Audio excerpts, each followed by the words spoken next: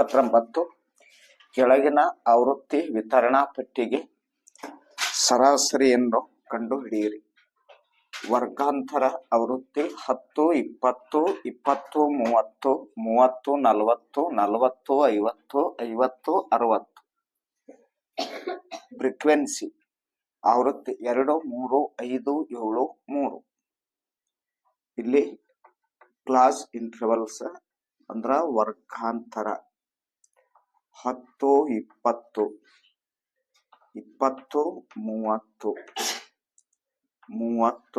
40, 40, 50, 50, 60. ಆನಂತರ ಫ್ರೀಕ್ವೆನ್ಸಿ 2, 3, 5, 7, 3. ಇದ್ರದ್ದು ಮಧ್ಯ ಬಿಂದು 10, 20, 35. 30ಕ್ಕೆ 2ರಿಂದ ಭಾಗಿಸಿದ್ರೆ 15 ಅಂದ್ರ ಇದು 25. 35 ಇದು 45 ಇದು 55. ಇವೆರಡು ಗುಣಿಸ್ಬೇಕು. FI XI ಇವೆರಡು ಗುಣಿಸ್ಬೇಕು. 15 2 ಗುಣಿಸಿದ್ರ 30 ಆಗುತ್ತೆ. 15 2 30. 25 3 75. 5 5 25. 5 3 15 2 17. 7 5 35. 7 4 28 1 3 31. 3 5 15. 3 5 15 1 16. ಸಿಗ್ಮಾ FI XI ಅಂದ್ರ ಇವೆಲ್ಲ ಕೂಡಿಸ್ಕೋಬೇಕು. 5 10 15 20. 6 8 9 16 23 26. 2 3 4 5 6 7. 700 ಎಷ್ಟಾಗತ್ತೆ? 60. FI 7 3 10 15 18 25. ಸರಾಸರಿ ಅಂದ್ರ ಎಕ್ಸ್ ಬಾರ್ ಅಥವಾ ಸರಾಸರಿ. ಸರಾಸರಿ ಕಂಡುಹಿಡಿಬೇಕು ಅಂದ್ರ sigma FI XI sigma FI ಅಂತ ಬಂತು. ಎಷ್ಟಾಗತ್ತೆ? 760. ಒಟ್ಟು ಆವೃತ್ತಿಗಳ ಮೊತ್ತ 20. 2 3 6 2 8 ಅಂದ್ರ ಸರಾಸರಿ ಎಷ್ಟು ಬಂತು? 38. 29ರಲ್ಲಿ ಅಥವಾ ಕೆಳಗಿನ ಆವೃತ್ತಿ ವಿತರಣಾ ಪಟ್ಟಿಗೆ ಮಧ್ಯಾಂಕವನ್ನು ಕಂಡುಹಿಡಿಯಿರಿ. ಹೌದಾ? ಇಲ್ಲಿ ಮೇಡಿಯನ್ ಅಂತ ಹೇಳ್ತೀವಿ. ಮಧ್ಯಾಂಕ ಅಂದ್ರ ಕ್ಲಾಸ್ ಇಂಟರ್ವಲ್ಸ್ 15 20 20 25 25 30 30 35 35 40. ಆವೃತ್ತಿ 2 3 6 4 5 ಅಂತ ಕೊಟ್ರಲ್ಲಿ. ಇವಾಗ ಇದು ಕ್ಲಾಸ್ ಇಂಟರ್ವಲ್ಸ್ ಅಂದ್ರ ವರ್ಗಾಂತರ. ಕೊಟ್ಟಿದ್ದೆಲ್ಲ ವರ್ಗಾಂತರಗಳನ್ನ ಮೊದಲು ಬರ್ಕೊಳ್ಳೋಣ.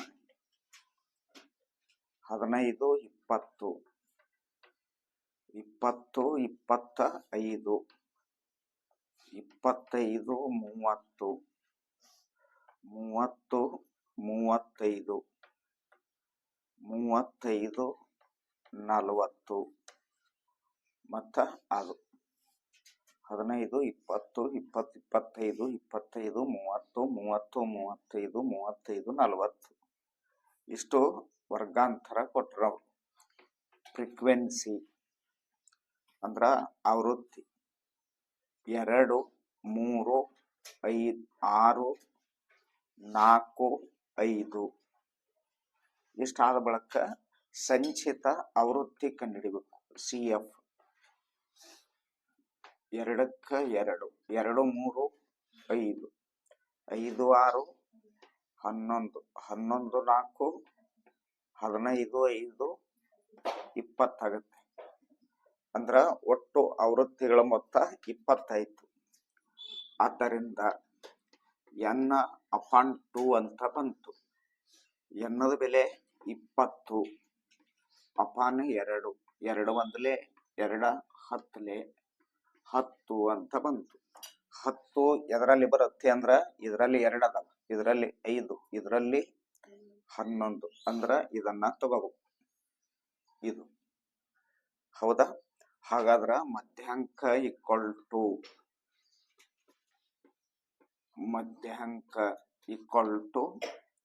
ಎಲ್ ಅಂತ ಬಂತು.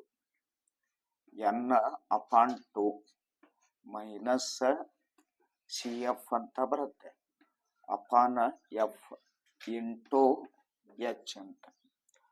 ಎಲ್ ಅಂದ್ರ ಕೆಳಗಿನ ಆವೃತ್ತಿ ಎಷ್ಟು? 25. ಎನ್ ಅಪಾನ್ 2 ಬರೆದ್ರಿ ಈಗಾಗ್ಲಿ. ಎನ್ ಅಪಾನ್ 2 ಎಷ್ಟದ? 10. ಸಿ ಎಫ್ ಅಂದ್ರ 5. ಫ್ರೀಕ್ವೆನ್ಸಿ ಎಷ್ಟದ ಇಲ್ಲಿ ಅಂದ್ರ 6. ಎಚ್ ಎಷ್ಟಾಗತ್ತೆ? 15. 20 ಅಂದ್ರ 5 ಆಗ್ತದೆ. ಇವೆಲ್ಲ ಬೆಲೆಗಳು ಇದರಲ್ಲಿ ಆದೇಶ ಮಾಡ್ಬೇಕು. ಹಾಗಾದ್ರ ಮಧ್ಯಾಂಕ ಈಕ್ವಲ್ ಟು ಎಲ್ ಅಂದ್ರ 25. ಆ ನಂತರ ಪ್ಲಸ್ ಎನ್ ಅಪಾನ್ 2 ಅದ. ಎನ್ ಅಪಾನ್ 2 ಅಂದ್ರೆ ಎಷ್ಟು? 10. ಸಿ ಎಫ್ ಅಂದ್ರ 5. ಫ್ರೀಕ್ವೆನ್ಸಿ ಎಷ್ಟದ ಅಂತಂದ್ರ 6. ಆ ನಂತರ ಇಂಟು ಎಚ್ ಅದ. ಎಚ್ ಅಂದ್ರ 5. 25. 10ರಾಗ 5 ಕಳೆದ್ರ 5 ಉಳಿತು. ಅಪಾನ 6 ಇಂಟು 5 ಕಡತ್ ಹೋಗಲ್ಲ. 25. 5 ಐತ್ಲೆ 25 ಅಪಾನ 6. ಹಾಗಾದ್ರ ಈಕ್ವಲ್ ಟು 25 ಪ್ಲಸ್ 25ಕ್ಕೆ 6ರಿಂದ ಭಾಗಿಸ್ಬೇಕು. 25ಕ್ಕೆ 6ರಿಂದ ಭಾಗಿಸೋಣ. 6 4 24. 1 ಪಾಯಿಂಟ್ ಕೊಟ್ರ 10 ಆಯ್ತು. 6 ಒಂದಲೇ 6 ಅಂದ್ರ 4 ಪಾಯಿಂಟ್ ಎಷ್ಟು? 1. 25ರಾಗ 4 ಕೂಡಿಸಿದ್ರ 29.1 ಮಧ್ಯಾಂಕ 29.1 ಬರುತ್ತೆ. 30ನೇದರಲ್ಲಿ ಒಬ್ಬ ಹುಡುಗ ಮತ್ತು ಒಬ್ಬಳು ಹುಡುಗಿಯು ಸೆಪ್ಟೆಂಬರ್ ತಿಂಗಳಿನಲ್ಲಿ ಹುಟ್ಟಿದ್ದಾರೆ. ಸೆಪ್ಟೆಂಬರ್ ತಿಂಗಳದಾಗ ಹುಟ್ಟಿದ್ರು. ಅವರ ಹುಟ್ಟಿದ ದಿನಾಂಕವು ಬೇರೆ ಬೇರೆ ದಿನದಲ್ಲಿ ಬರುವ, ಅವ್ರ ಹುಟ್ಟಿದ ದಿನಾಂಕ ಬೇರೆ ಬೇರೆ ಇರಬೇಕು, ಒಂದೇ ದಿನ ಇರಬಾರದು. ಒಂದೇ ಮತ್ತು ಎರಡನೇದು ಒಂದೇ ದಿನದಂದು ಬರುವ ಸಂಭವನೀಯತೆ ಕಂಡು ಹಿಡಿಯಿರಿ. ಹಾಗಾದ್ರ ಒಂದು ವರ್ಷದಲ್ಲಿ 365 ದಿನಗಳು. ಎಷ್ಟು ದಿನಗಳದಾವಲ್ಲಿ? ಒಂದು ವರ್ಷದಾಗ 365 ಇರ್ತಾವ. ಹಾಗಾದ್ರ N of S equal to 365 ಬೇರೆ ಬೇರೆ ದಿನದಲ್ಲಿ ಬರುವ ಬೇರೆ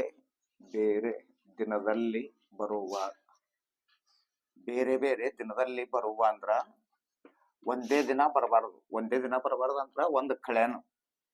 ಹಾಗಾದ್ರ ಎ ಈಕ್ವಲ್ ಟು ಒಟ್ಟು ಒಂದು ವರ್ಷದಾಗ ದಿನಗಳು ಎಷ್ಟವ? 365. ಅದ್ರ ಒಂದೇ ದಿನ ಬರಬಾರದು ಅಂದ್ರ ಒಂದೊಂದು ಕಳೆನು. ಎಷ್ಟು ದಿನ ಉಳಿದು ಅಲ್ಲಿ? 364 ಉಳಿದು. ಹಾಗಾದ್ರ N of A equal to 364. ಇದರದ್ದು ಸಂಭವನೀಯತೆ ಎ ಈಕ್ವಲ್ ಟು ಅಂದ್ರ P of A equal to N of A upon N of S. 364 upon 365 ಇಷ್ಟು ಸಂಭವನೀಯತೆ ಆಗತ್ತೆ. ಒಂದನೇದ್ದು. ಎರಡನೇದಾಗಿ ಒಂದೇ ದಿನದಲ್ಲಿ ಬರುವ ಇಬ್ರದು ಒಂದೇ ದಿನ ಇರ್ಬೇಕು. ಎಷ್ಟು ದಿನ ಬರುತ್ತಾವ ಒಂದು ವರ್ಷದಾಗ? ಒಂದೇ ದಿನದಲ್ಲಿ ಬರುವ. ಎಷ್ಟು ದಿನ ಆಗ್ತದ? ಒಂದೇ ದಿನ ಬರಬೇಕು ಅಂದ್ರ ಒಂದ್ ವರ್ಷ ನಾವು ಒಮ್ಮೆ ಬರ್ತದಲ್ಲ. ಹಾಗಾದ್ರ B equal to N of B equal to ಎಷ್ಟಾಗತ್ತೆ? 1 ಅಂತ. 1 ತಾರೀಕಿಗೆ ಒಮ್ಮೆ ಈ ವರ್ಷ 10ನೇ ತಾರೀಕಿಗೆ ಹುಟ್ಟಿದ್ರ ಅಂದ್ರ ಮುಂದಿನ ವರ್ಷ ಬರ್ತದಿಲ್ಲ, ಅಂದ್ರ ವರ್ಷನಾಗ ಒಮ್ಮೆ ಬರ್ತದ ಅದು ಬರ. ಆದ್ದರಿಂದ ಸಂಭವನೀಯತೆ probability B equal to N of B upon N of S. 1 upon 365. ಒಂದು ಅಸಮಬಾಹು ತ್ರಿಭುಜ ಎಬಿಸಿಯಲ್ಲಿ ಇದೊಂದು ಅಸಮಬಾಹು ತ್ರಿಭುಜ ಎಬಿಸಿ ಅಂತ ತಿಳ್ಕೊ. ಅಸಮ ಅಂದ್ರ ಸಮ ಇಲ್ಲ ಅಂತ. ಬಾಹುಗಳು ಬಿಸಿಗೆ ಸಮಾಂತರವಾಗಿ ಒಂದು ಸರಳ ರೇಖೆಯನ್ನ ಎಳೆಯಿರಿ. ಇದು ಬಿಸಿ ರೇಖೆ. ಈ ಬಿಸಿ ರೇಖೆಗೆ ಒಂದು ಸಮಾಂತರವಾಗಿ ರೇಖೆಯನ್ನ ಎಳೆಯೋಣ. ಇದು ಡಿ ಅಂತ ಗುರುತಿಸೋಣ. ಇದಕ್ಕೆ ಇ ಅಂತ ಗುರುತಿಸೋಣ. ಸರಳ ರೇಖೆಯನ್ನು ಎಳೆಯಿರಿ. ಈ ಸರಳ ರೇಖೆಯು ಎ ಬಿ ಯನ್ನು ಡಿ ದಲ್ಲಿ ಮತ್ತು ಎ ಸಿ ಯನ್ನು ಇ ನಲ್ಲಿ ಛೇದಿಸಲಿ. ಡಿಇ ಅನುಪಾತ ಬಿಸಿ. ಡಿಇ ಅಂದ್ರ ಇದು 2, ಬಿಸಿ ಅಂದ್ರೆ ಎಷ್ಟದ? 5 ಅನುಪಾತದಲ್ಲಿ ಅದಾವು. AD equal to 2 centimetre. AD equal to ಎಷ್ಟು centimetre? 2. A equal to 3 centimetre. ಅಲ್ಲಿ ಕೊಟ್ರ ಅವ್ರು AD equal to 2 centimetre, A equal to 3 centimetre ಮತ್ತು ಡಿ ಈಕ್ವಲ್ ಟು 4 ಸೆಂಟಿಮೀಟರ್ ಅಂತ ಕೊಟ್ರ ಅವ್ರು. ಡಿ ಈಕ್ವಲ್ ಟು ಎಷ್ಟು? 4. ಇಲ್ಲಿ 2 ಕೊಟ್ಟಲ್ಲ.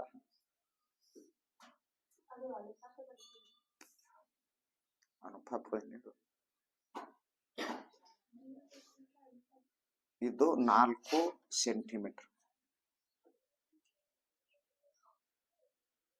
ಎಡಿ 2 ಸೆಂಟಿಮೀಟರ್, ಎ 3 ಸೆಂಟಿಮೀಟರ್. ಆನಂತರ ಡಿಇ ಎಷ್ಟದ? 4 ಸೆಂಟಿಮೀಟರ್. ಇದು 2 ಅನುಪಾತ 5. ಹೌದಾ? ಆದ್ದರಿಂದ ಇಲ್ಲಿ ಡಿಇ ಅನುಪಾತ ಬಿಸಿ ಎಷ್ಟು ಅಂತಂದ್ರ 2 ಅನುಪಾತ 5 ಅಂತ ಕೊಟ್ರವ್ರು. ಈಕ್ವಲ್ ಟು 4 ಸೆಂಟಿಮೀಟರ್ ಅನುಪಾತ ಕೊಟ್ಟಾರವ್ರು. ಎಷ್ಟು ಅಂದ್ರ 2 ಅನುಪಾತ 5 ಇದ್ದಿದ್ದು 2 ಅಪಾನ ಎಷ್ಟು ಬರೆಯೋಣ? ಅದಕ್ಕ 5. ಇದು ಬಿಸಿ ಎಷ್ಟ್ ಸೆಂಟಿಮೀಟರ್ ಅದ ಗೊತ್ತಿಲ್ಲ. ಅದಕ್ಕ ಏನಂತ ತಿಳಿಯೋಣ? ಎಕ್ಸ್ ಅಂತ ತಿಳಿಯೋಣ. 4 ಅಪಾನ ಎಕ್ಸ್ ಆಗತ್ತೆ. 4 upon X. BC equal to X centimetre ಆಗಿರಲಿ ಅಂತ ತಗೊಂಡೆವು. ಹಾಗಾದ್ರ 2 ಇಂಟು ಎಕ್ಸ್, 2 ಎಕ್ಸ್, 5 4 25. ಹಾಗಾದ್ರೆ ಎಕ್ಸ್ ದ ಬೆಲೆ ಬೇಕು. 20ಕ್ಕ ಎಷ್ಟರಿಂದ ಭಾಗಿಸ್ಬೇಕು? 2ರಿಂದ. 2 10 ಎಕ್ಸ್ ಈಕ್ವಲ್ ಟು ಎಷ್ಟು ಸೆಂಟಿಮೀಟರ್ ಬತ್ತು? 10 ಸೆಂಟಿಮೀಟರ್. ಅಂದ್ರ ಬಿಸಿ ಎಷ್ಟ್ ಸೆಂಟಿಮೀಟರ್ ಅದ? 10 ಸೆಂಟಿಮೀಟರ್ ಅದ. ಇವಾಗ ಇದನ್ನ ಕಂಡುಹಿಡಿಬೇಕು. ಎಡಿ ಅಪಾನ ಎ ಬಿ. ಆದ್ದರಿಂದ ಒಂದೊಂದಾಗಿ ಬಿಡಿಸ್ಕೋ ಅಂತ ನೋಡ್ಬೇಕು. ಎಡಿ upon A B. AD upon A B equal to DE upon B C. DE upon B C. AD ಅಂದ್ರ 2, ಎ ಬಿ ಗೊತ್ತಿಲ್ಲಲ್ಲ. A B. ಡಿಇ ಅಂದ್ರೆ ಎಷ್ಟದ? 4. ಬಿ ಸಿ ಅಂದ್ರ 10 ಅದಲ್ಲ. 2 2 4, 2 5. ಇದಕ್ಕೆ ಇದು ಗುಣಿಸ್ಬೇಕು. ಇದು 2 ಎ ಬಿ. ಆನಂತರ 2 5 10. ಎ ಬಿ ಈಕ್ವಲ್ ಟು 10, ಅದಕ್ಕೆ 2ರಿಂದ ಭಾಗಿಸ್ಬೇಕು. 2 ಒಂದಲೇ 2 5ಲೇ ಅಂದ್ರ ಎ ಬಿ ಈಕ್ವಲ್ ಟು ಎಷ್ಟು ಬಂತು? 5 ಸೆಂಟಿಮೀಟರ್. ಅಂದ್ರ ಎ ಬಿ 5 ಆಯ್ತು. ಸುತ್ತಳತೆ ಕೇಳ್ಯಾರ ಅವ್ರು. ಆ ನಂತರ ಎ ಸಿ ಕಂಡುಹಿಡಿಬೇಕು. ಈಗ ಹೀಗೇನೆ ಎ ಸಿ ಕಂಡುಹಿಡಿಬೇಕಂದ್ರ A E upon A C equal to DE upon B C. DE upon B C. A E ಅಂದ್ರ 3 ಕೊಟ್ರಾರ ಅವ್ರು. ಎ ಸಿ ಗೊತ್ತಿಲ್ಲ. ಡಿಇ ಅಂದ್ರ 4, ಬಿ ಸಿ ಅಂದ್ರೆ ಎಷ್ಟದ? 10. 2 2ಲೇ 4, 2 5ಲೇ 10. 2 ಎ ಸಿ. 5 3ಲೇ ಎಷ್ಟಾಗುತ್ತೆ? 15. ಎ ಸಿ ಈಕ್ವಲ್ ಟು 15ಕ್ಕ ಎಷ್ಟರಿಂದ ಭಾಗಿಸ್ಬೇಕು? 2ರಿಂದ ಭಾಗಿಸ್ಬೇಕು. 2 ಒಂದಲೇ 2 7ಲೇ 14, 2 5ಲೇ 10. ಹಾಗಾದ್ರೆ A C equal to 7.5 centimetre. ತ್ರಿಭುಜದ ಸುತ್ತಳತೆ ಕೇಳ್ತಾರಲ್ಲಿ. ಹಾಗಾದ್ರ ಸುತ್ತಳತೆ ಅಂದ್ರ A B B C plus C A. A B ಅಂದ್ರೆ ಎಷ್ಟು ಬತ್ತು? ಎ ಬಿ ಬಿಡಿಸಿವಲ್ಲ ಇಲ್ಲಿ 5 ಸೆಂಟಿಮೀಟರ್. ಬಿ ಸಿ ಅಂದ್ರ B C 10 centimetre plus C A ಅಂದ್ರ 7.5 ಸೆಂಟಿಮೀಟರ್. 10 15 1 7 22.5 ಸೆಂಟಿಮೀಟರ್.